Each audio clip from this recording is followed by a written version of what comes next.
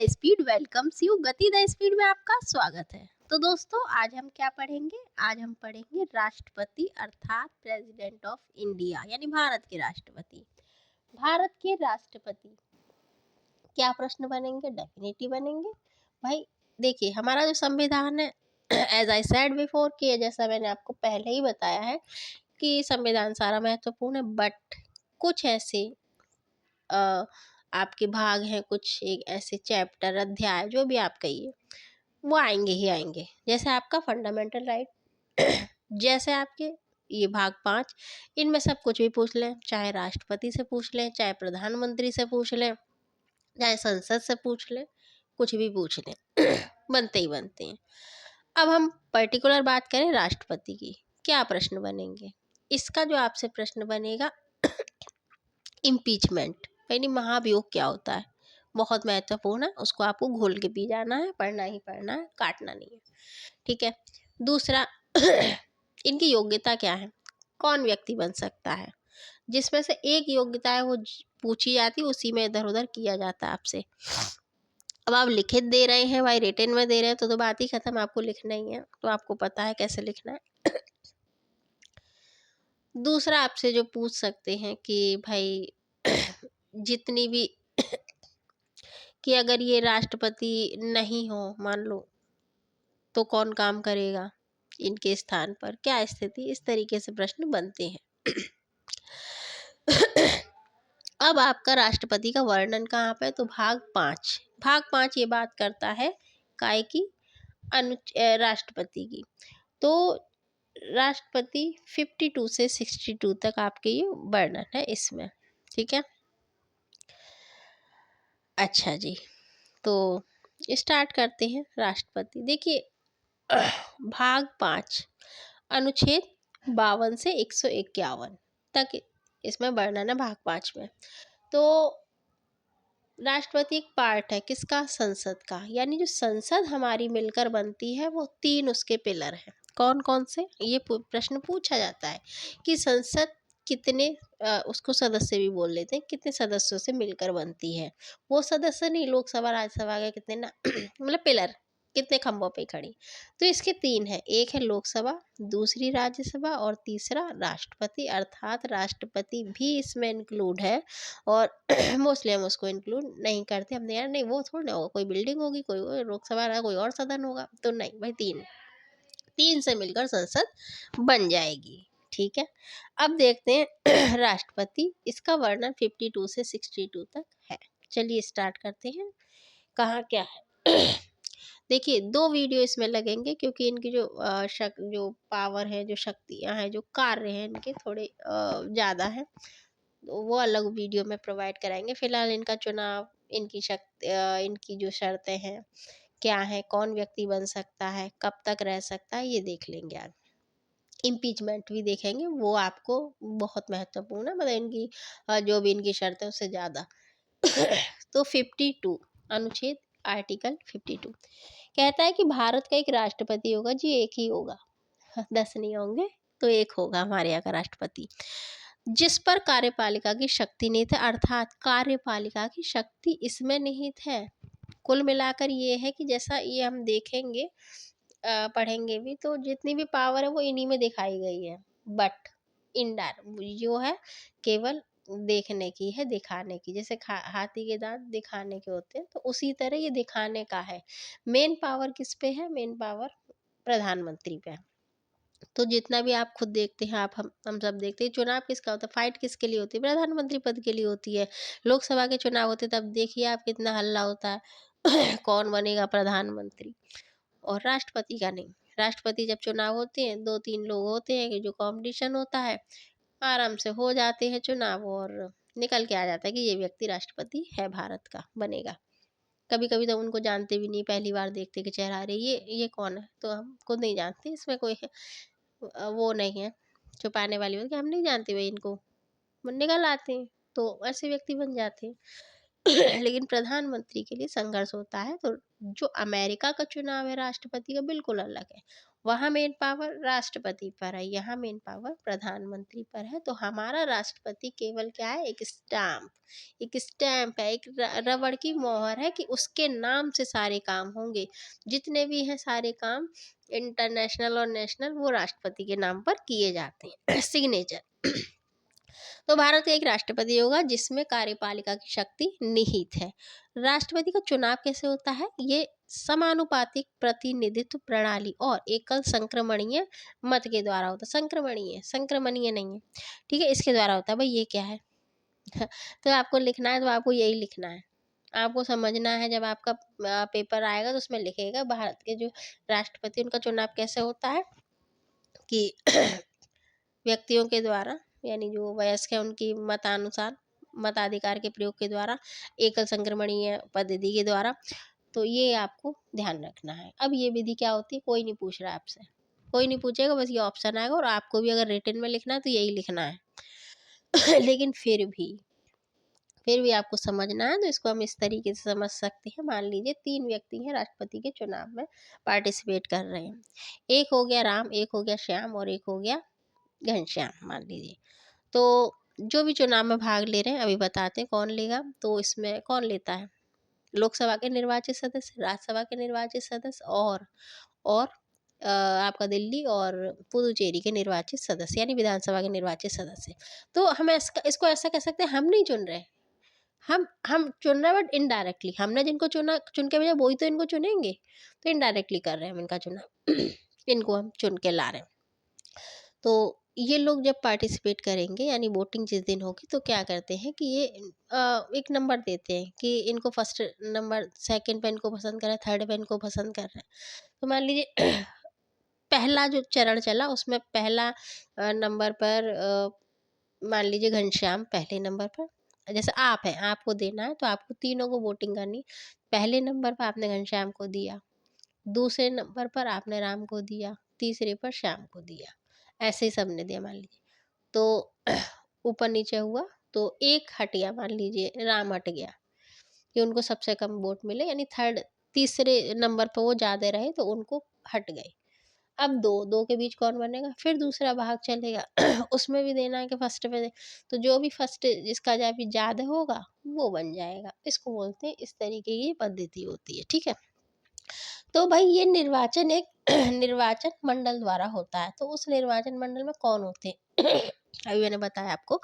निर्वाचन मंडल के सदस्य तो कौन होंगे, लोकसभा के निर्वाचित सदस्य अर्थात जिनको हम चुनकर भेजते हैं, राज्यसभा के निर्वाचित सदस्य जो चुने हैं, इनडायरेक्टली गए हैं, और मई 1952 में संविधान संशोधन 70 के द्वारा, यानी जो कॉन्स्टिट्यूशन में अमेंडमेंट हुआ था 70वें नंबर का के द्वारा, दिल्ली और पुदुचेरी की जो विधानसभा है उनके जो निर्वाचित सदस्य हैं वो इसमें पार्टिसिपेट वो भी करेंगे। तो अनुच्छेद 54 ये वर्णन करता है किसका, निर्वाचन मंडल के सदस्य का, ठीक है।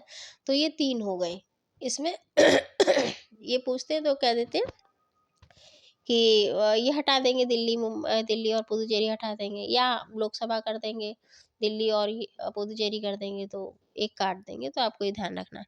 चुनाव का जो प्रोसेस है, जो प्रोसीजर है, वो किस में बताया गया, अनुच्छेद 55 में, जैसा कि हमने बताया कैसे करेंगे वो। अनुच्छेद 56 क्या कहता है, वो बताता है टाइम पीरियड कि इसका टाइम पीरियड क्या है, राष्ट्रपति का कार्यकाल कितने टाइम का होता है, कुल मिलाकर 5 साल का, ठीक। इससे पहले अगर उसका मन नहीं है भाई तो वो क्या करेगा, तो रेजिग्नेशन देगा, त्याग पत्र देगा। किस व्यक्ति को देगा, अब वो राष्ट्रपति उपराष्ट्रपति को दे देगा, और उपराष्ट्रपति यानी राष्ट्रपति को देगा, यानी तू मुझको दे मैं तुझको दूँ ना, एक दूसरे को दे देंगे ये आपस में, कि हम किसी थर्ड पे नहीं जाएंगे, हम एक दूसरे को त्याग पत्र देंगे। अब वो कोई भी रीजन, उनका पर्सनल रीजन हो, बहरहाल वो नहीं करना चाहते तो वो त्याग पत्र दे देंगे। पुराना राष्ट्रपति कब तक काम करेगा, जब तक कि नया नहीं आ जाए यानी सीट को खाली नहीं छोड़ा जाता है उस पद को खाली नहीं छोड़ा जाता है कि वो सीट खाली नहीं रहेगी, वो तब तक रहेगा जब तक नए नहीं आ जाते। और ऐसा होता नहीं है, अब वो कोई अकस्मात घटना है तो अलग बात है, वरना उससे पहले ही चुनाव हो जाते हैं, उस डेट से पहले ही चुनाव करा लिए जाते हैं। अनुच्छेद 57 क्या कहता है, दोबारा निर्वाचन यानी एक व्यक्ति दोबारा राष्ट्रपति के लिए निर्वाचित हो सकता है? बिल्कुल हो सकता है। देखे होंगे आपने भूतकाल में कई राष्ट्रपति ऐसे हैं जो 2 टाइम बने, तीसरे टाइम तो नहीं बने। हुँ? तो ऐसा कोई वर्णन नहीं है, लेकिन 2 ही बार अधिकतर बने हैं। तो ये बात करती है कि दोबारा निर्वाचित हुए हैं काफ़ी लोग। अनुच्छेद 58 ये बताते हैं कि उस व्यक्ति में क्या-क्या योग्यताएँ होनी चाहिए, क्या योग्यताएँ होनी चाहिए? पहली, भारत का नागरिक हो। तो ये तो आँख बंद करके आप बताएँगे, कोई बाहर का वो तो नहीं बनेगा, भारत का ही होगा तो भारत का नागरिक पहली शर्त। दूसरी, 35 साल के हो वो कम से कम, यानी 35 वर्ष उनकी आयु हो चुकी हो। उससे पहले नहीं बनेंगे, उससे पहले आप प्रधानमंत्री बनिए, जब आप प्रधानमंत्री नहीं बन पाएँ तो हमसे मिलिए कि हम भैया आपको बना देंगे। यानी 25 वर्ष का है, लोकसभा का सदस्य निर्वाचित होने की क्या शर्त है? 25 वर्ष आयु पूरी कर चुका हो। तो 25 वर्ष अगर है और आप जीत कर जा रहे हो और आपको बहुमत प्राप्त है तो आप प्रधानमंत्री बन जाएँगे। लेकिन आप प्रधानमंत्री नहीं बन पाए तो 35 वर्ष है तो आप राष्ट्रपति के लिए कैपेबल हैं। ठीक है। लोकसभा का सदस्य निर्वाचित होने के योग्य हो। देखिए ये महत्वपूर्ण है कि उसमें ये पूछेंगे कि वो राज्यसभा का निर्वाचित होने के लिए योग्य हो, नहीं, लोकसभा का। ये इसकी महत्वपूर्ण शर्त है कि लोकसभा का हो, राज्यसभा की बात नहीं की है। और अगर वो नहीं है, मान लीजिए भैया वो तो किसी सदन का सदस्य नहीं, तो क्या करेंगे? तो उनको वो टाइम दिया जाएगा कि 6 महीने के अंदर आप उसकी सदस्यता प्राप्त करें। ये भी प्रश्न पूछा जाता है कि कोई व्यक्ति अ, नहीं है, मान लीजिए किसी सदन का सदस्य नहीं है और वो बन जाता है, तो क्या करे? तो 6 महीने के अंदर वो ले, लोकसभा का सदस्य बनने के लिए, सॉरी प्रधानमंत्री के लिए ऐसा है, तो वो 6 महीने के अंदर ले ले, नहीं तो फिर जाओ, हटो। तो लोकसभा का सदस्य निर्वाचित होने के लिए ये योग्य हो, ये इसकी एक शर्त है। सरकार के अधीन वो किसी लाभ का पद ना धारण करता हो, तो कोई भी सरकारी उसमें वो ना लेते हो, कोई तनख्वाह ना उठाते हो, लोकसभा के सदस्य होने के योग्य हो ना, वो अलग बात है, लेकिन वो कैपेसिटी हो। तो सरकार के अधीन लाभ लाभ का पद ना धारण करते, कोई लाभ का जो वो है पद, वो किसी पद पर ना हो। अब आता है अनुच्छेद 61 महाभियोग प्रक्रिया, जो बहुत महत्वपूर्ण है। राष्ट्रपति अगर आप पढ़ रहे हैं तो ये पढ़िए, बाकी अगर नहीं अवॉइड कर देंगे, हाँ उनकी शर्त आपको पता होनी चाहिए, अवॉइड कर देंगे चल जाएगा, बट ये याद करना है, ये पूछा ही जाता है। इसमें से क्या प्रश्न बनते हैं? महाभियोग की सॉरी, महाभियोग की प्रक्रिया किस अनुच्छेद में वर्णित की गई है? अनुच्छेद 61। क्या अनुच्छेद 61 में क्या है? भाई ठीक है, महाभियोग की प्रक्रिया इम्पीचमेंट बताया गया है किस तरीके से लगेगा। अब इम्पीचमेंट तो बताया गया है, बट भैया किस शर्त पर, क्या है वो? तो एक ही शर्त है भैया, संविधान का उन्होंने उल्लंघन किया हो राष्ट्रपति ने, तब ये लगेगा, अर्थात फिर नहीं लगेगा। तो देखते हैं क्या है। भारत के राष्ट्रपति के महाभियोग की प्रक्रिया कैसी है? अर्ध न्यायिक, यानी न्यायालय में तो नहीं गए हो आप। न्यायालय में नहीं गए, अर्ध न्यायिक है, यानी आधी न्यायिक आधी नहीं, अर्ध न्यायिक है ये। वैसे पूछा नहीं आता, लेकिन पूछना तो अब बता दीजिएगा, अर्ध न्यायिक है। यह प्रक्रिया संसद के किसी भी सदन में स्टार्ट की जा सकती है। तो जरूरी नहीं है कि राज्य से, जैसे कि मनी बिल है, मनी बिल एक कंडीशन देता है कि भाई मनी बिल को लोकसभा में ही पेश करना पड़ेगा। बाकी जितने भी बिल हैं आप चाहे राज्यसभा में स्टार्ट कर दें, शुरू करें, या आप लोकसभा में कर दें, कोई दिक्कत नहीं है, बट मनी बिल के लिए ये कंडीशन है। इसी तरीके से जो महाभियोग प्रक्रिया है उसके लिए भी कोई शर्त नहीं है, आप ये विधेयक कहीं पे भी आप पेश कर सकते हैं। तो भारत के राष्ट्रपति का जो महाभियोग की पहल की केवल एक शर्त है कि भैया संविधान का उल्लंघन हो, उल्लंघन किया तो ये चलेगा, अदरवाइज नहीं। उसकी जांच की जाएगी। कैसे करेंगे? जब किसी राष्ट्रपति पर संविधान के उल्लंघन के लिए महाभियोग लगाया जाना है तो क्या किया जाता है? संसद के किसी भी सदन में यह आरोप लगाया जा सकता है। यदि एक मोशन को मान्य माना जाना है तो उसे उस सदन के, यानी जिस भी सदन में उसको स्टार्ट कर रहे हैं, उस सदन के जितने भी सदस्य हैं उनका 1/4, कम से कम 1/4 यानी 25% सदस्यों द्वारा उसको हस्ताक्षरित किया जाना चाहिए कि ये लगाएंगे, ऐसा है, इन्होंने उल्लंघन किया है। ये एक चौथाई होना चाहिए। फिर 14 दिन की उनको पहले बता दिया जाएगा राष्ट्रपति को कि भाई ऐसा होना है, आप अगर अपनी बात रख सकें, अपने को बचाव कर सकें तो आप आइए। भाई जिस पे आरोप लग रहा है उसको भी तो पता हो, तो अपनी बात रखे।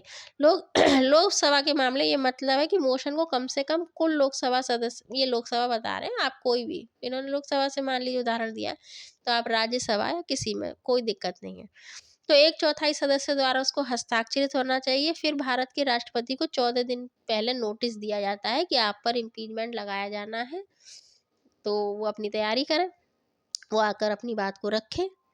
ठीक है, तो लोकसभा 2/3 बहुमत के साथ महाभियोग के आरोप को पारित करती है, फिर राज्यसभा भेजती है, राज्यसभा में पेश किया जाता है, वहाँ से पास हुआ तो वो लोकसभा में भेज देगा, वहाँ से फिर यही प्रोसीजर चलेगा। फिर राज्यसभा क्या करती है, वो भी वही करती है, आरोपों की जांच करती है। इसमें जिस समय ये जांच होती है तो राष्ट्रपति उस कार्यवाही में उपस्थित होता है। ठीक है, अपनी बात को रखने के लिए या रखवाने के लिए। अगर राज्यसभा इन आरोपों से ठीक है एग्री है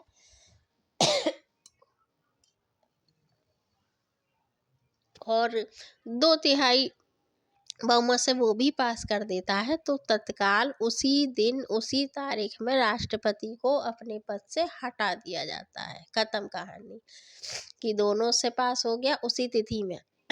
इट इज़ वेरी इंपॉर्टेंट कि इसी तिथि से उनको फिर उनके पद से हटा दिया जाएगा। लेकिन अभी तक क्या हुआ है, अभी तक भैया ये किसी भी राष्ट्रपति पर ये इम्पीचमेंट नहीं लगा है। भारत की ही तो बात कर रहे हैं, तो भारत की ही करेंगे। ठीक है, तो ये राष्ट्रपति से संबंधित कुछ आपके अनुच्छेद हैं, कुछ बातें हैं जिनको हमने देखा। और आप बताइएगा आपके सबसे फेवरेट राष्ट्रपति कौन से हैं भारत के। ठीक है, और किसी खास टॉपिक पर वीडियो चाहिए आप बताइएगा। अच्छा लगा हो तो लाइक करें, शेयर करें, सब्सक्राइब करें, अपनी प्रतिपुष्टि अर्थात फीडबैक दें और कीप रीडिंग। फिर मिलते हैं। Thanks for watching. जय हिंद।